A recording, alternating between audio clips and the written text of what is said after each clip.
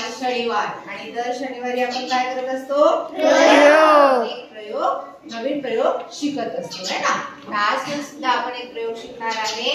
आजच्या प्रयोगाचं नाव आहे गळणारी बॉटल व हवेचा दाब। हवेचा दाब आणि गुरुत्वाकर्षण बल या संकल्पना आपल्याला या गळणाऱ्या बॉटलच्या साहाय्याने समजून घ्यायची आहे।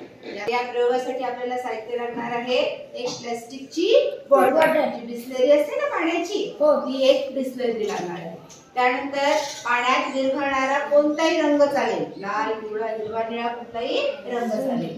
त्यानंतर एक पातेलं पाहिजे, जे एक भांड असेल, आणि एक खिळा आणि पाणी, एवढं साहित्य आपल्याला या प्रयोगासाठी लागणार आहे। हे सर्व साहित्य आपल्या घरी उपलब्ध होणारे साहित्य आहे। त्याच्यातलं वेगळं असं काही साहित्य आहे का?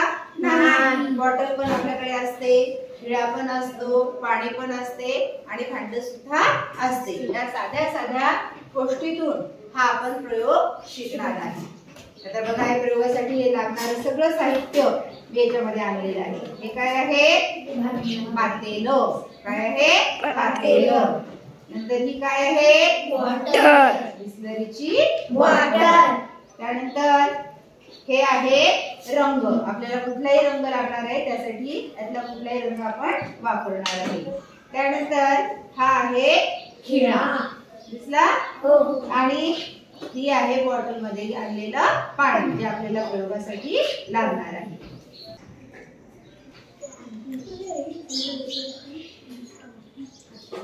पातेलं अर्ध भरेल, म्हणजे अर्ध भांड भरेल एवढं पाणी आपल्याला लागेल। काय करायचं आपल्याला? ही जी बॉटल आहे आपल्याकडे, त्या बॉटलला खाली आहे ना, ही बॉटल दिसली तुम्हाला? सगळ्यांना दिसत आहे?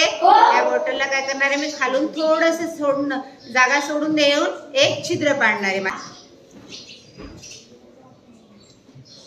कुठलाही एक रंग घ्यायचा आणि तो याच्यामध्ये टाकायचा आहे। कुठला रंग टाकू?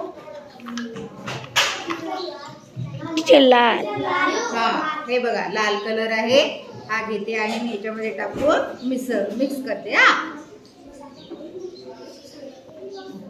बघा आता पाणी कसं होते बघा।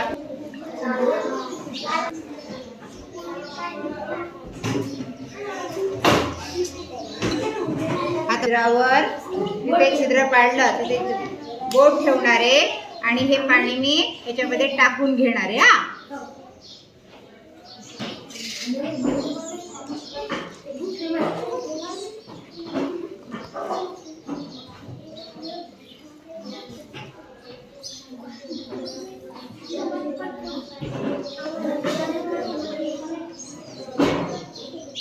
बघा, भरलं पाणी। आता पाणी सांडत आहे का? नाही। आता बघा, मी याचं झाकण पक्क बंद केलं। जेवढं बॉटल मध्ये हवा असेल तेवढं पाणी सांडेल, पण आता पाच छिद्र असूनही पाणी सांडते का? सांडलं? सांडते का?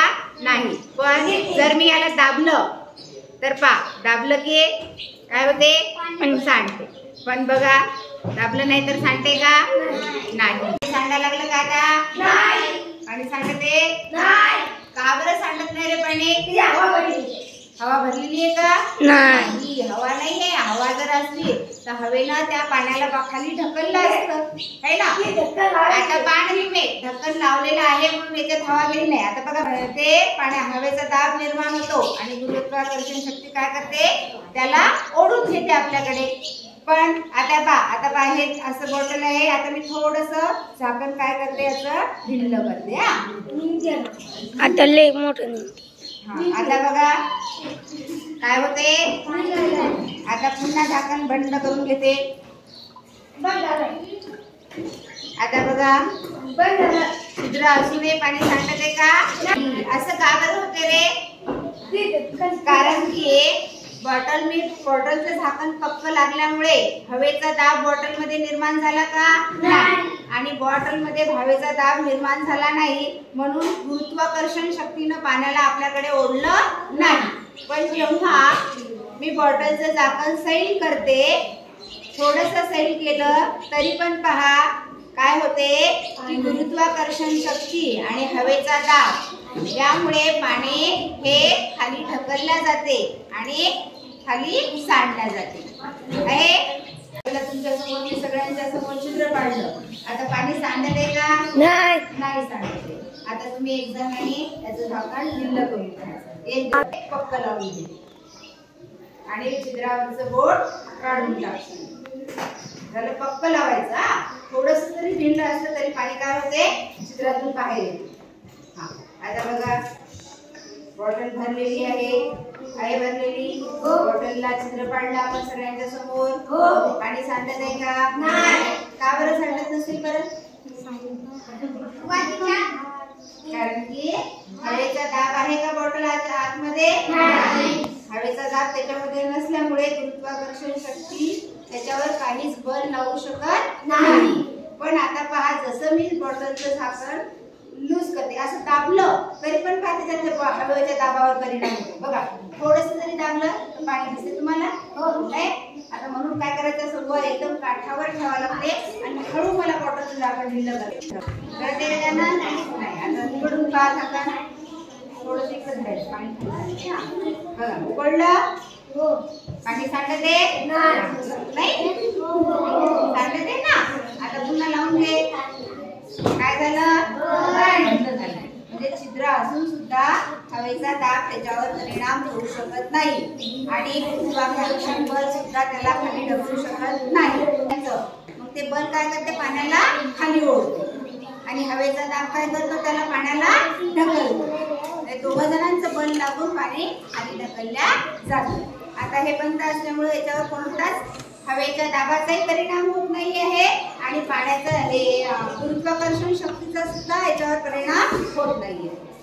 समजला हा प्रयोग तुम्हाला? आता आपण काय केलं, खाली एक छिद्र होतं. आता मी बॉटलच्या डोळ्याच्या जवळ एक छिद्र पाडलं.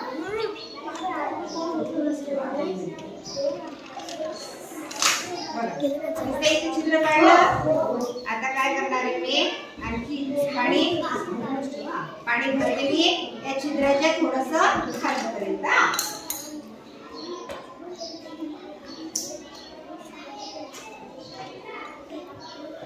आलं का पाणी छिद्रापर्यंत?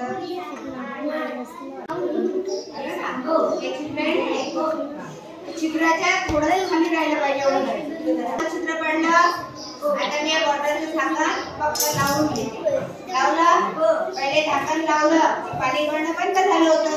आता वर छिद्र काढलं. आता मी झाकण बंद केलं. आता काय होते, काढूया.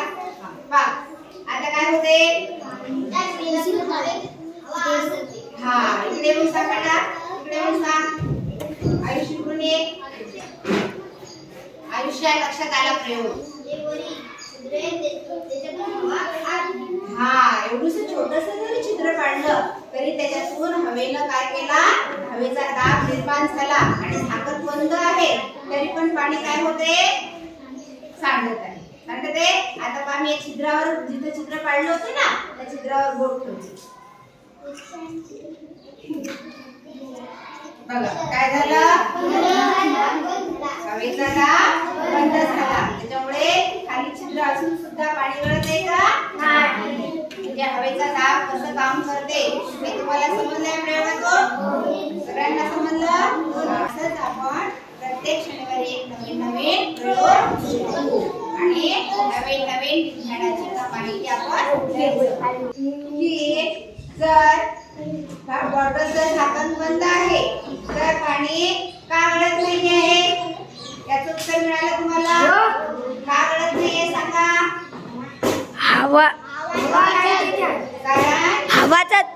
हवेचा दाब नाही. कारण काय झालं, हवेचा दाब निर्माण झाला नाही. त्यामुळे गुरुत्वाकर्षण शक्तीचं बल आणि हवेचा दाब या दोघांचाही या बॉटल मधील पाण्यावर काहीही परिणाम झाला नाही. आता जसं बॉटलचं झाकण आपण थोडंसं सैल केलं की लगेच हवेचा दाब आणि गुरुत्वाकर्षण बल या दोघांचा संयोग झाला आणि ते काय करते, पाण्याला खाली ढकलत आहे. समजलं? ह्या प्रश्नाचं सुद्धा उत्तर आपल्याला मिळालं. नंतर आपण दुसरा प्रयोग करून पाहिला की बॉटलच्या गळ्यापर्यंत इथे हे बघा, इथे एक छिद्र पडलं आणि जेव्हा हे छिद्र आता उघडं आहे तर पाणी काय होते, बाहेर निघत आहे. म्हणजे गुरुत्वाकर्षण बल आणि हवेचा दाब त्याच्यावर काम करत आहे, कार्य करत आहे, बल लावत आहे, त्यामुळे पाणी खाली ढकललं जात आहे. जसंच मी या छिद्रावर बोट ठेवते बघा, त्यांचं बल इथे लागत नाही आहे. हवेचा दाब आणि गुरुत्वाकर्षण बल हे दोघेही पाण्याला खाली ढकलू शकत आहेत का? आता नाही, कारण की बॉटलचं झाकण सुद्धा बंद आहे आणि वरचं जे छिद्र पाडलेलं होतं तिथे सुद्धा मी बोट ठेवलं, ते सुद्धा बंद केलं, त्यामुळे ते पाण्याला खाली ढकलू शकत नाही. समजलं?